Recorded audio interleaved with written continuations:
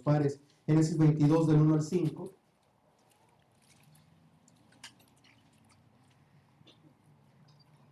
Vamos a hablar de un pasaje precioso en el Antiguo Testamento.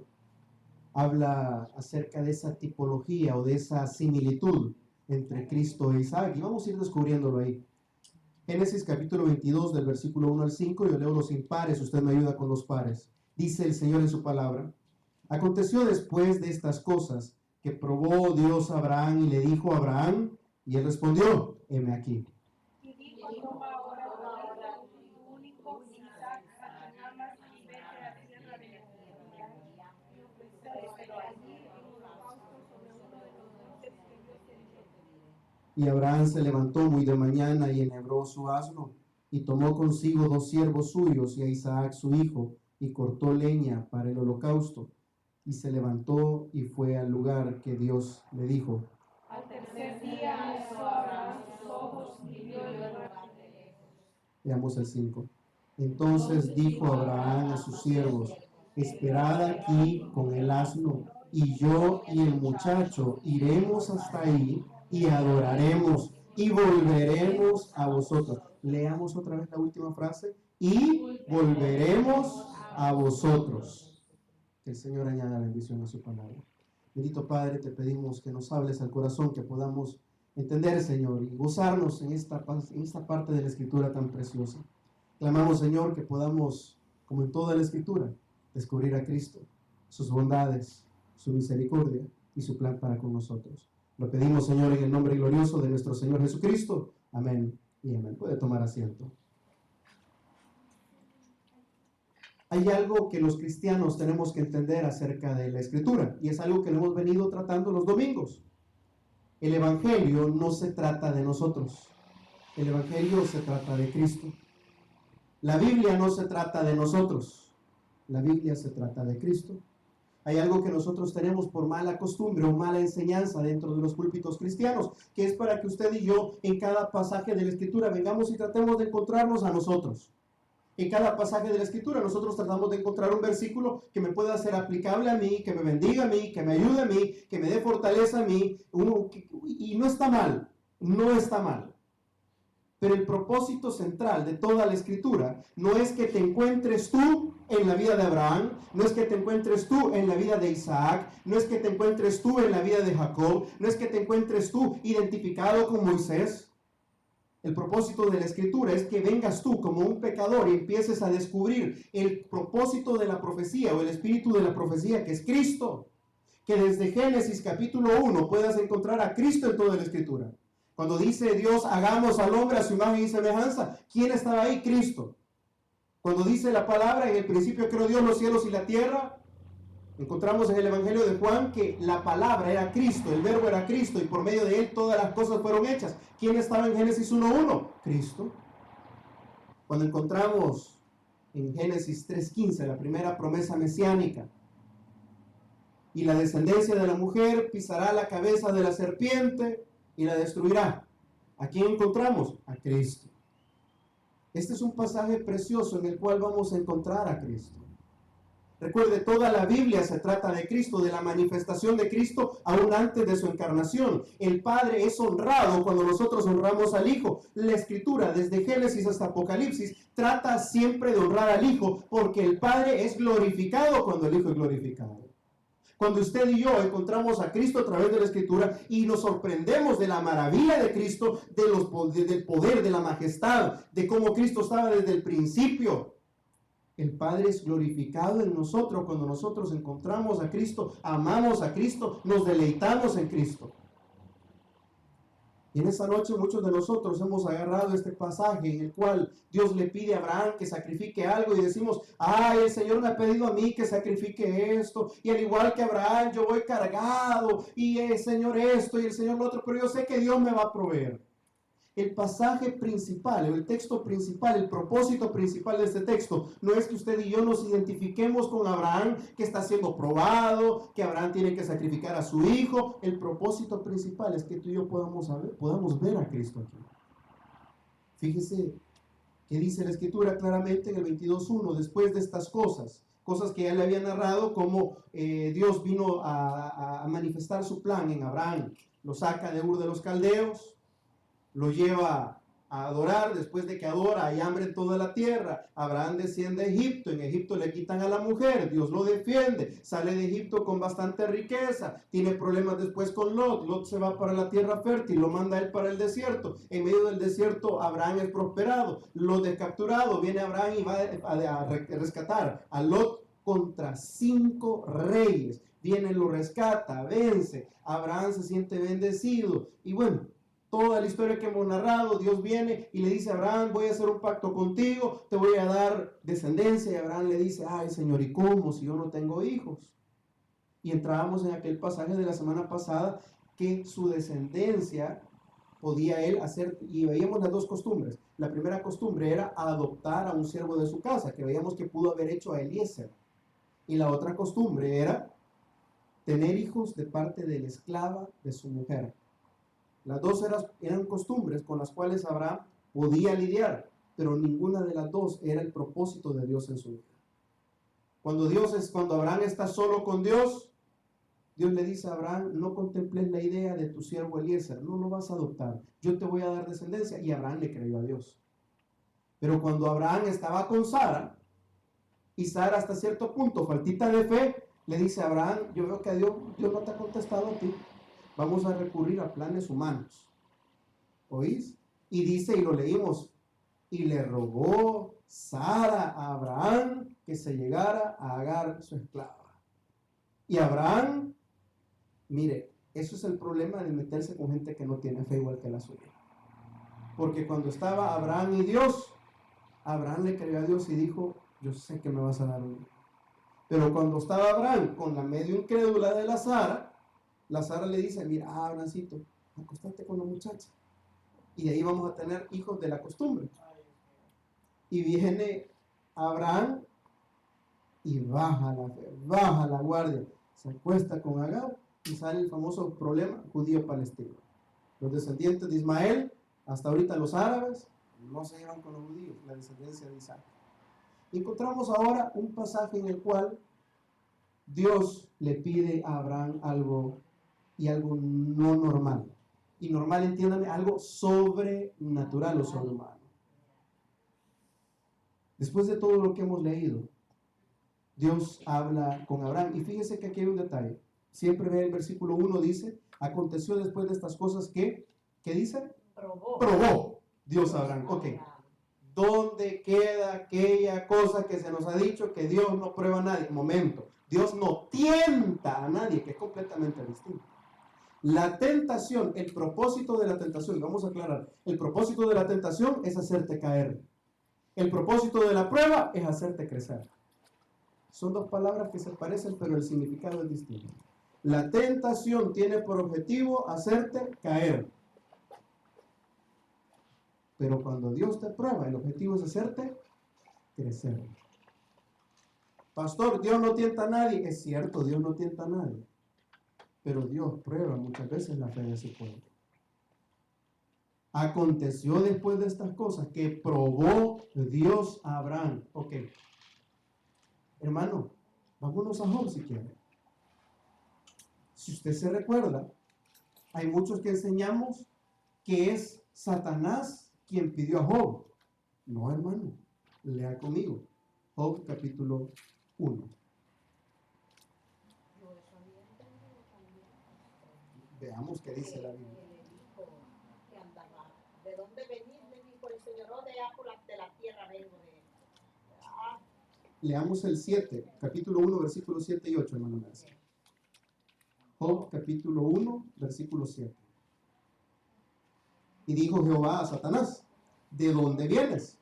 Respondió Satanás a Jehová y dijo: de rodear la tierra y andar por ella. Fíjese en el 8. 7:8. No, capítulo 1, versículo 7. 1, 7. En el versículo 8 dice Dios, fíjese que es Dios quien está hablando aquí. Y Jehová dijo a Satanás: ¿no has considerado a mi siervo Job, que no hay otro como él en la tierra, varón perfecto y recto, temeroso de Dios y apartado del mal? Vea lo que le contesta Satanás. Respondió Satanás y dijo: ¿Acaso teme Job a Dios en balde? Ok, ¿quién preguntó por Job? ¿Satanás? ¿O fue Dios quien dijo? Dios dijo, ve el 8. Y dijo Jehová a Satanás, ¿no has considerado a mi siervo Job? ¿Mm? Se lo ofreció. Sí, Se casi lo en otras ofreció. palabras tiene razón. Se lo ofreció. Aprobarlo. Correcto.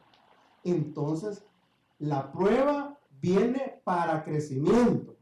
La tentación viene para destrucción o para hacerte caer. ¿Tienta a Dios a alguien? No. ¿Prueba a Dios a los suyos? Sí. ¿Para qué? Para hacernos crecer, querido. Dios muchas veces nos pasa por el fuego y nos hace la comparación, que a veces es como el orfebre, que agarra esa piedrita de oro mezclado con un montón de impurezas. ¿Y qué hace para sacarla nítida, para sacarla pura? Le pasa el fuego. Le pasa el fuego. ¿Qué hace Dios con nosotros muchas veces? Nos pasa por fuego. ¿Para qué? Para destrucción, no, querido, para crecimiento. Entonces, primero, ¿prueba a Dios? Respuesta sí. Probó a Abraham. ¿Lo tentó? No, lo probó. ¿Por qué? Era para crecimiento de su fe. Ok. Probó a Dios a Abraham y le dijo, Abraham, y él respondió, heme aquí. A partir de aquí vamos a empezar a ver cómo se va perfilando. Dentro de teología existe un término, se llaman las tipologías. Una tipología o un tipo es tomar un personaje, en este caso es Cristo, y ver las coincidencias en su vida con un personaje del Antiguo Testamento o del Nuevo Testamento. Ve el versículo 2. Y dijo, toma ahora a tu hijo, tu único, Isaac, a quien amas, y vete a la tierra de Moriah y ofrécelo ahí en holocausto sobre uno de los montes que yo te diré. Okay. Empezamos aquí a perfilar una tipología preciosa de Cristo, del Padre y del sacrificio del Señor. Número 1, encontramos que Isaac era el único hijo de Abraham, según este relato en este momento. El único con su esposa. Con su esposa, el de la promesa, porque existía ya Ismael. Pero para Dios este es el que cuenta. Este es el que cuenta para Dios, porque le dice, toma ahora tu hijo, tu único, Isaac. Ya no menciona a Ismael. Ismael prácticamente queda descartado, porque es Dios mismo quien está hablando y le dice, tu único, Isaac. Y todavía le agrega, a quien amas. Ok, empecemos a ver las tipologías con Cristo. Cuando Jesús es bautizado, sale de las aguas, se escucha una voz en los cielos que dice, he aquí mi Hijo amado en quien tengo complacencia. ¿Era Cristo el Hijo amado del Padre? Sí era. ¿Era Isaac el hijo amado de Abraham? Sí era. ¿Sabía usted que la Escritura nos enseña que Jesús era el unigénito Hijo de Dios?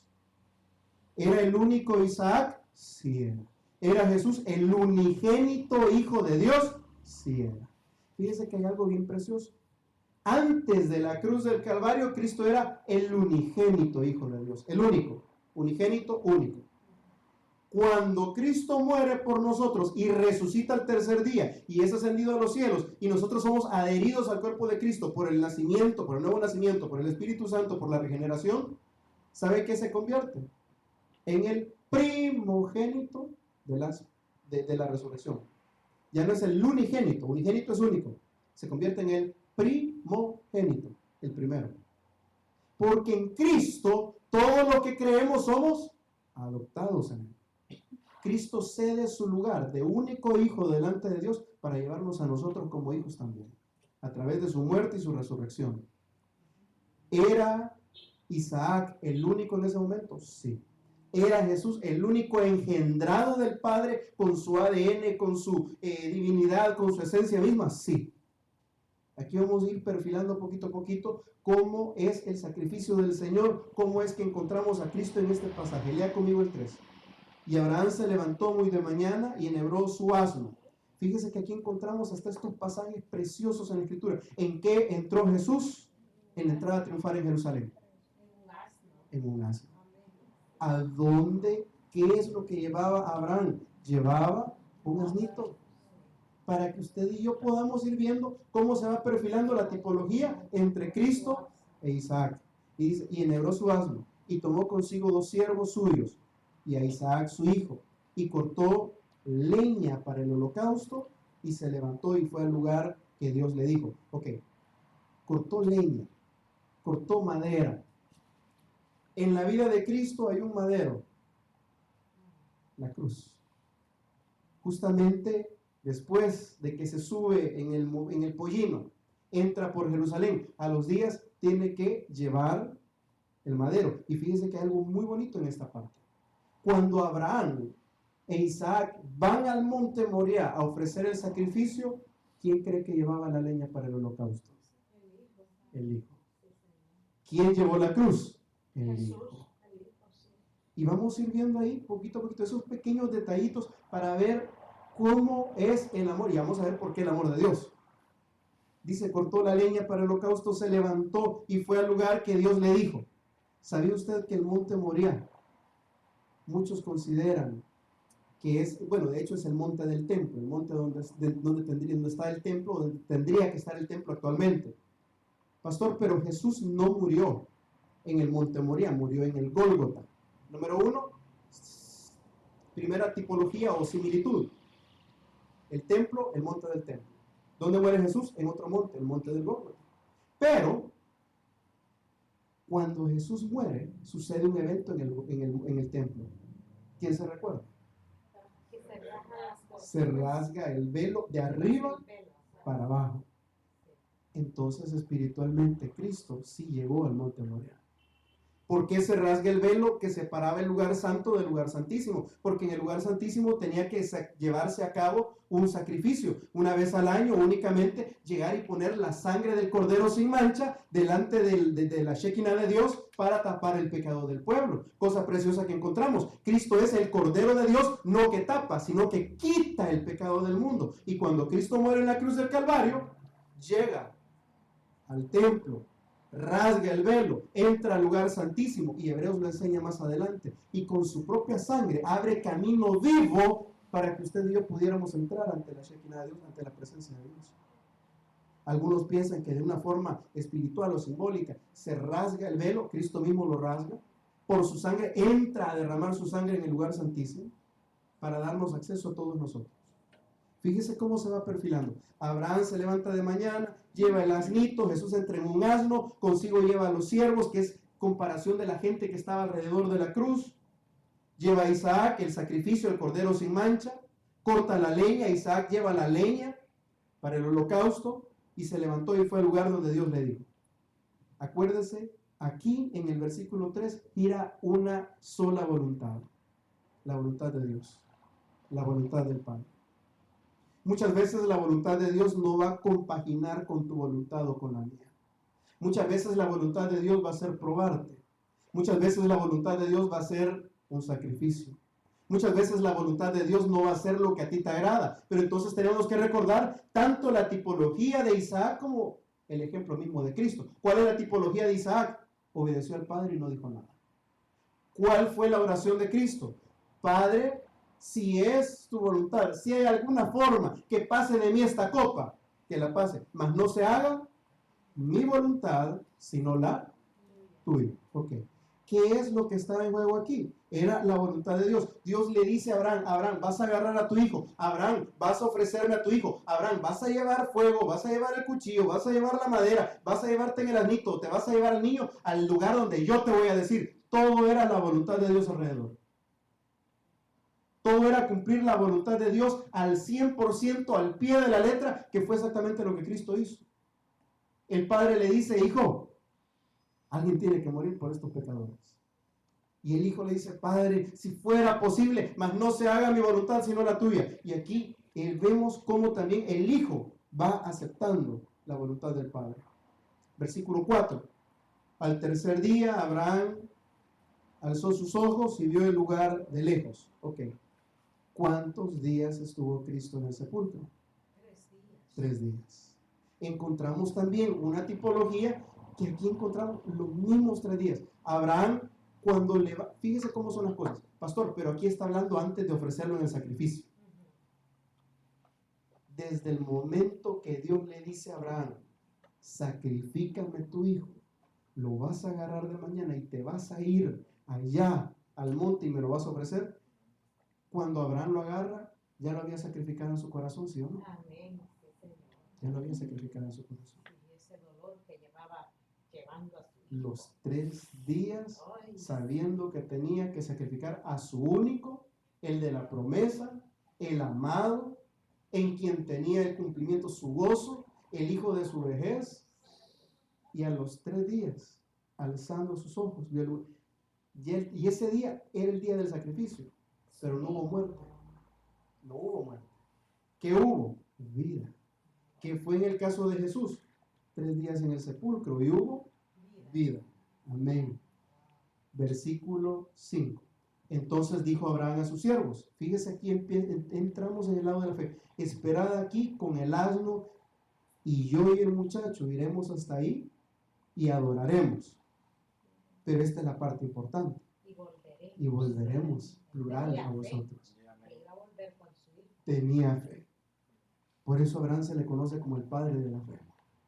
Por eso encontramos, si usted lee todo Génesis, desde el capítulo 1 hasta este capítulo, capítulo 22, usted no encuentra nada acerca de la resurrección. No encontramos ningún milagro de resurrección para atrás. Pero encontramos en Hebreos, capítulo 11, si gusta, búsquelo conmigo, que Abraham tenía tanta fe que él creyó que Dios era poderoso aún de levantar de los muertos. Hebreos capítulo 11.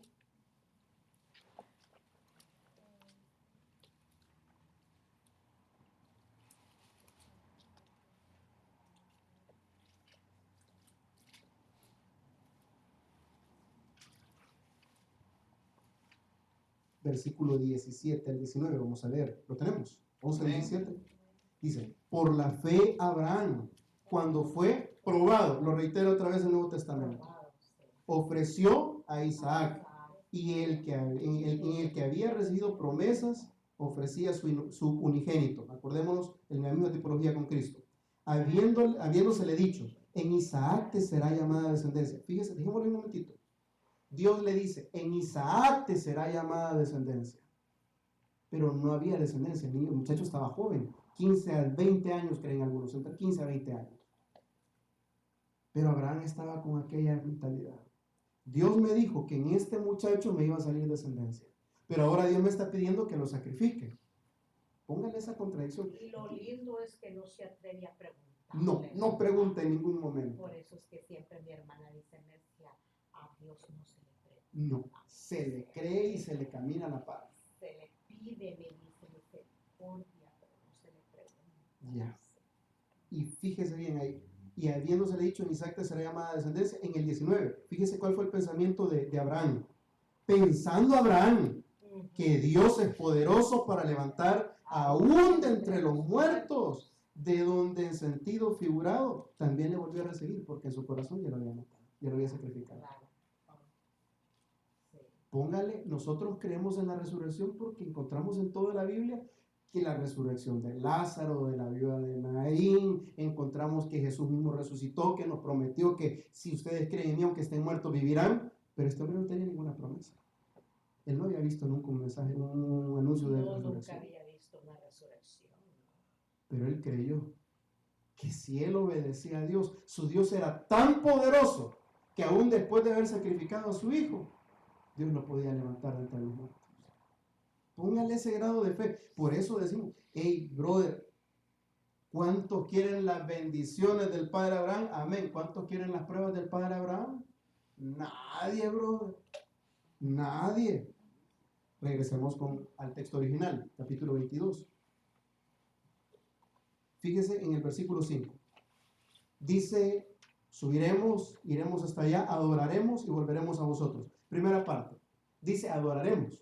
Con esa parte no hay ningún problema, porque parte de la adoración era el sacrificio. Entonces Abraham dijo, bueno, vamos a adorar. Le voy a hacer un paréntesis.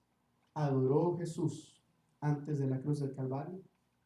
Sí, cuando estuvo orando 40 días, ¿no? No, ese fue en la tentación. Eso fue bastante antes. Eso fue ya después. Más que todo, hermana Mercy, vendría siendo desde la cena del Señor, desde la última cena, cuando dice, y cantaron el corito, cantaron el himno.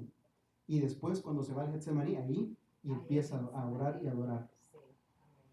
Entonces, todo se va perfilando. Viene y dice, adoraremos, punto. Pero Abraham le agrega algo por la fe.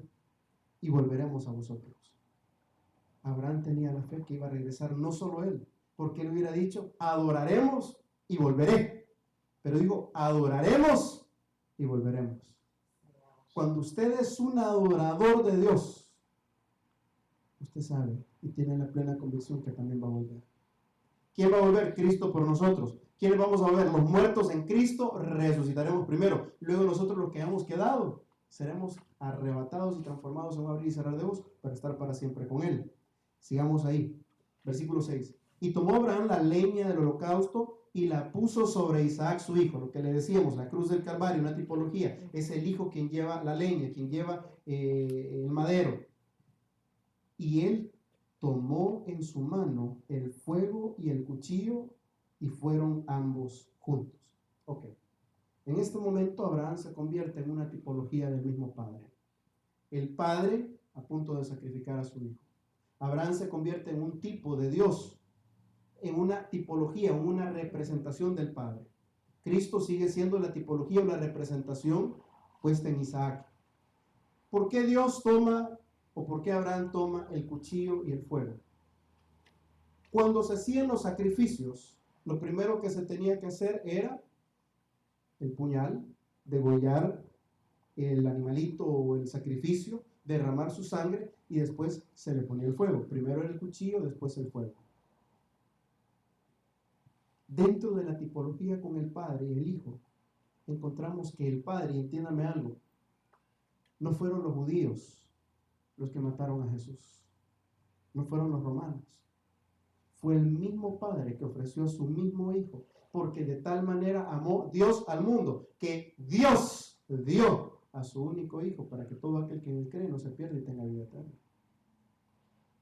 ¿Acaso Jesús no dijo, si mi Padre quisiera o si yo se lo pidiera a mi Padre, no mandara legiones para defenderme? ¿Podía haberse bajado? Sí. ¿Pudieron haberlo tocado si no hubiera querido? No. Fue el Padre el que ofreció a su propio Hijo en sacrificio. El cuchillo, una tipificación de la muerte de Cristo, los clavos en la cruz. ¿Y el fuego, pastor? El fuego venía después de la muerte, después del sacrificio. ¿Se recuerdan qué pasó 40 días después de la resurrección?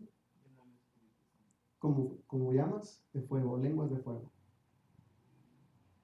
Pastor, ¿hubo fuego después del sacrificio, después del puñal? Sí, a través del Espíritu Santo cuando desciende sobre todos sus hijos. El Padre toma ambas cosas, el puñal como el fuego. Jesús les dice, les conviene que yo me vaya, porque si no me voy, el Padre no les enviará el otro consolador, que es el Espíritu Santo. Encontramos que el Padre tenía tanto el sacrificio como el Espíritu, el gozo o el fuego. El Padre primero tiene que pasar por el sacrificio, por el cuchillo, por el pedernal, y después viene el avivamiento. Después viene el fuego. Hay otros que tipifican el fuego como cuando Cristo desciende al Hades, a los infiernos, y ahí les predica la cautividad al cautivo. Yo soy partidario quizás de que el fuego vendría representando la tipología del Espíritu Santo, pero están las dos formas de verlo. Cuando Cristo, después del pedernal, después de la muerte, después del sacrificio, desciende a los infiernos, ahí predica la cautividad cautiva y se lo lleva consigo más adelante al cielo. Yo soy más partidario de la otra parte. Pero sigamos estudiando ahí. Entonces, toma el cuchillo y fueron ambos. Versículo 7. Entonces habló Isaac a Abraham su padre y dijo, Padre mío. Y él respondió, heme aquí, mi hijo. Y él dijo, he aquí el fuego y la leña, mas ¿dónde está el cordero para el holocausto? En el 8 respondió Abraham, Dios se proveerá de cordero para el holocausto, hijo mío. E iban juntos. Y el hijo le preguntó, papá, yo llevo la madera, tú llevas el cuchillo, llevas el fuego, pero ¿dónde está el corderito?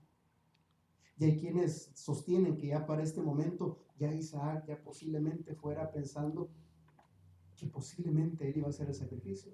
Porque pregunta, le da la curiosidad. Y la respuesta de Abraham fue, Dios se proveerá. Esta parte o en este texto es donde por primera vez aparece una frase que nosotros usamos.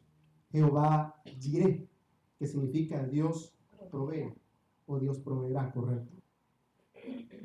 Cuando nosotros usamos Jehová Jireh o Dios provee, desgraciadamente lo hacemos en un sentido tan vano, hermano.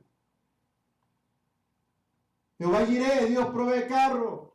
Jehová Jireh, Dios provee casa. Jehová Jireh, Dios provee trabajo, horas extra, dinero extra. Pero cuando vemos el contexto, cuando Dios está hablando, cuando vemos en la Escritura, ¿qué es el significado de Jehová Jireh? Jehová se proveerá a sí mismo un cordero para el holocausto. Mire, agarrar Jehová Jireh, para agarrarlo con cosas, es como que usted agarre Juan 3:16 para decir y sacar un sermón de ofrendar. Porque de tal manera amó Dios al mundo que ha dado su Hijo unigénito para que todo aquel que en él crea, entonces el que ama da. Yo ya lo he escuchado. Gente que agarra Juan 3:16 para decir el que ama da. Entonces Dios amó, dio lo mejor, entonces usted ama, usted tiene que dar lo mejor también. Y agarrar Juan 3:16 para pedir dinero, perdóneme, a mi juicio viene siendo una blasfemia. Porque el contexto está hablando de un salvador, no de dinero. En el contexto, Jehová Jireh está hablando de salvación, de evitar la muerte, el justo por los injustos. No está hablando de dinero, no está hablando de trabajo. Amén, porque más adelante encontramos otro texto donde dice, mi Dios pues suplirá todo lo que os falta de acuerdo a sus riquezas en gloria en Cristo Jesús. Amén, gloria a Dios por ese versículo. Usted agárrelo, usted diga, mi Dios suplirá, amén. Pero decir Jehová Jireh para agarrar qué cosas, qué promesas, qué esto, qué carro, es como agarrar Juan 3:16 para pedir dinero, ¿verdad? Dios es un Dios de provisión, sí. Pero cuando habla en este contexto de decir que Dios se iba a proveer un sacrificio, está hablando que su propio hijo no iba a ser sacrificado. Está hablando de algo mucho más grande. Fíjese en el 8. Respondió Dios se proveerá de cordero para el holocausto, hijo mío. Iban juntos, 9. Y cuando llegaron al lugar que Dios le había dicho, edificó ahí Abraham un altar, compuso la leña, ató a Isaac su hijo. Ya no había duda que Isaac iba a ser el cordero. Y lo puso en el altar sobre la leña. Si Abraham era aproximadamente de 99 años para este tiempo, e Isaac era un muchacho entre 15 a 17 o 20 años por ahí, pudo haber un anciano de 99 años haber atado a un jovencito de 15. Pudo haberlo perseguido si el niño se corría. Pudo haberlo dominado si el muchacho se resistía. No. ¿No? ¿Qué hizo Isaac? Fue sumiso. Se dejó atar. Se dejó amarrar. Se dejó poner en el holocausto, en el altar. ¿Qué fue lo que Cristo hizo? Y como oveja al matadero, y no dijo nada. Las culpas de todos nosotros fueron cargadas sobre él y él las llevó con gozo. Cristo se refleja aún en el Antiguo Testamento, en ejemplos como este, donde un muchacho que pudo haber salido corriendo, un muchacho que pudo haberse resistido con todas sus fuerzas, obedece a un padre que le pide un sacrificio. Déjate atar. Déjate acostar. Hijo, ¿y entiendes lo que viene después? Sí, papá. Entiendo que después viene el puñal y después viene el fuego. Y no dijo nada. Y acató la voluntad del Padre de una forma increíble, maravillosa. No se opuso, no dijo nada, no puso con play como hacemos nosotros, que es ejemplo que nosotros tenemos que tomar. Recuerden, aquí encontramos a Cristo, pero en Cristo nosotros encontramos ejemplo. En Cristo nosotros tenemos que encontrar, seguir los pasos del Señor. Y si el Señor no dijo nada, si el Señor aceptó la prueba, si el Señor llega con obediencia, si el Señor acepta la voluntad del Padre, ¿quiénes somos nosotros para rebelarnos contra Él? Y fíjese, extendió entonces, versículo 10, Abraham su mano y tomó el cuchillo para degollar a su propio hijo. Entonces el ángel de Jehová le dio voces desde el cielo y dijo, Abraham, Abraham. Y él respondió, de aquí.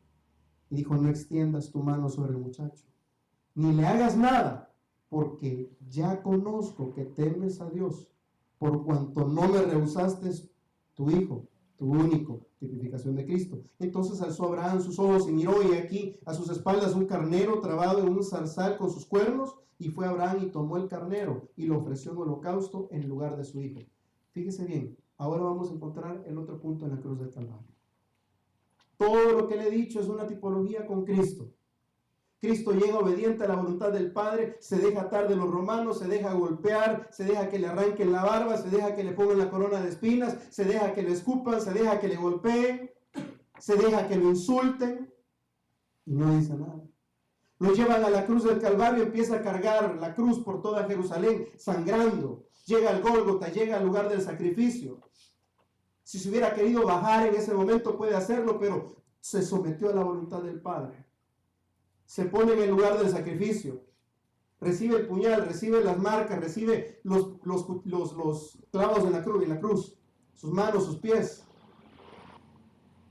Pero al momento de tomar la vida, no existe una voz del cielo que dice: detente, no toques a Jesús, porque el Dios Todopoderoso sí levanta su propia mano contra su propio Hijo y lo sacrifica por nosotros.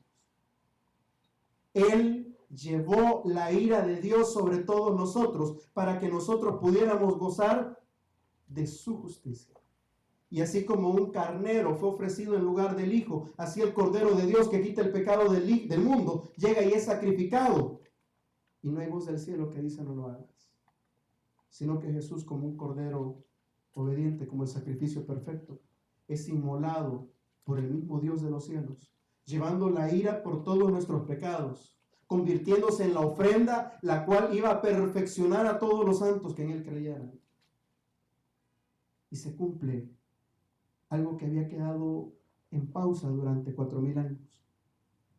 Un padre que estuvo a punto de ofrecer a su único hijo al que amaba, pero Dios le puso pausa a la historia. Y una vez se abre el telón en la cruz del Calvario, Dios le quita pausa a esa historia. Y en ese preciso momento en que Jesús dice: Elí, Elí, lama sabactani, papito, papito, ¿por qué me has desamparado? Expira: Padre, en tus manos encomiendo mi espíritu.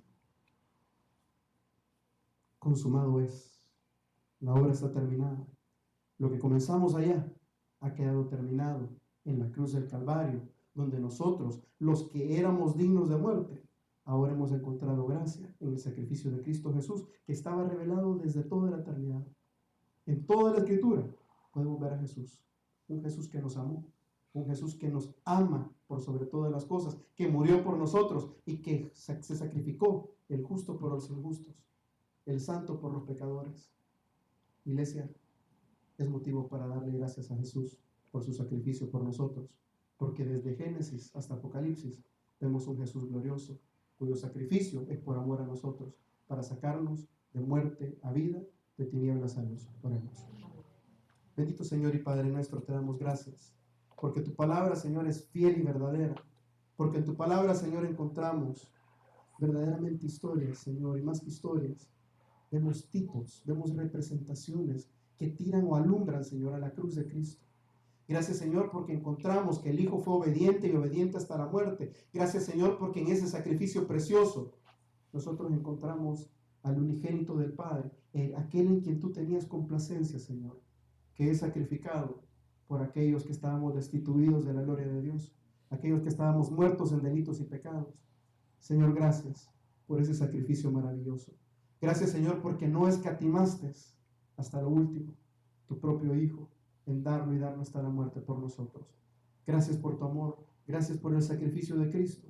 Gracias, Señor, porque ahora los que hemos creído en Él somos hijos de Dios junto con el primogénito, con el unigénito de todos los muertos. Señor, te damos gracias porque hemos pasado de muerte a vida. Si hay en esta noche alguien que nunca haya entregado su vida a Jesús y quiere en esta noche, ahí donde está, decirle: Señor, yo veo en la palabra que tú eres un Dios de amor, que tú mismo sacrificaste a tu Hijo amado, en quien tú tenías complacencia, Señor, a tu Hijo, el unigénito, para poder ganar un pueblo redimido con esa sangre del Cordero.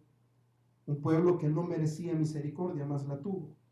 Señor, en esta noche, si hay alguien en este lugar que quiera abrir las puertas de su corazón y decirle, Señor, yo me arrepiento de todos mis pecados, viendo lo que Cristo hizo por mí, te invito a que en esta noche puedas decirle, Señor, me arrepiento de todos mis pecados. Reconozco que soy pecador y en esta noche veo tu amor en la cruz. Veo, Señor, que no hay quien me pueda amar como tú me amaste. Reconozco, Señor, que tú eres Dios, que moriste y que resucitaste al tercer día. Dame